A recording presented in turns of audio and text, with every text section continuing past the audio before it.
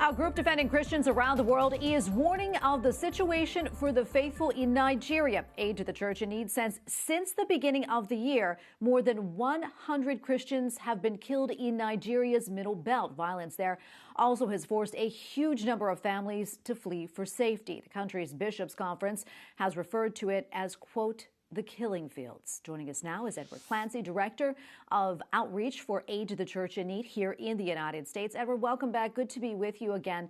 Tell us briefly about life for Christians in Nigeria. Who's behind this violence, and has that violence escalated in recent months?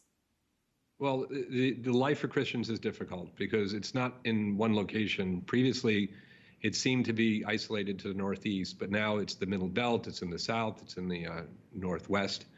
And the Christian population is being decimated in a lot of areas. And if they're not being decimated, they're being so isolated that they don't really have much life.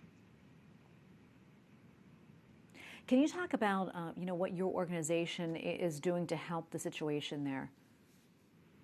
Well, we have been helping, especially in the Borno state up in the northeast, with especially women recovering their lives after brutality by Boko Haram. And there's a center up there for rehabilitation, and we've assisted there. And we've also worked with the bishops wherever they've needed it, including keeping the seminaries open, even though they've become a great target. And unfortunately, the seminary in Kaduna had to close because of violence, and 274 young men are now being not given the opportunity to continue their vocation. We hope that would change soon. Is there any indication, that things will improve for the faithful there? And what can, in your opinion, what should be done to help? Well, there are a few things that have changed recently. The leader of Boko Haram was killed, and there's a change of leadership. I don't know if that's good or bad, but it is a change. The UN has also announced that they will help in combating terrorism. One of the problems in Nigeria is the northern borders are very porous, and so terrorists can go in and out without much problems, and it's very hard to control between states. And hopefully, if the UN does do something, it will have an impact and allow Nigeria to control better the middle part of the country. Last week, you and I spoke about the situation for Christians in the Tigray region of Ethiopia.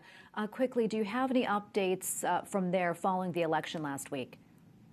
Well, we've had some good news today. We have the ceasefire by the government against the Tigrayans, which means that there's a good chance that the farmers of the region can plant their crops because they are on the precipice of a famine that could kill or endanger 3.5 million people. And so hopefully this will allow the farmers to plant and to sow and reap and be able to feed themselves. That's one good thing. And the other thing is that even though the election was held across the country, the three regions that didn't have it, including Tigray, will have their opportunity in September, and maybe that will be another reason for the ceasefire to continue beyond September.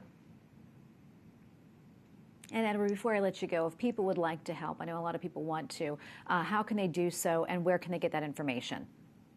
Sure, visit our website, churchinneed.org. We try to keep people up to date on all of the situations around the world, Nigeria, Ethiopia, and other places. Unfortunately, there's a great need for information, for prayer, and for assistance. Well, Edward, unfortunately, we have to leave it right there, but thank you so much for coming on today. Thanks for what you do, too. Edward Clancy, Director of Outreach for Aid to the Church in Need here in the United States. Thank you again, and God bless. You're very welcome. God bless you, too.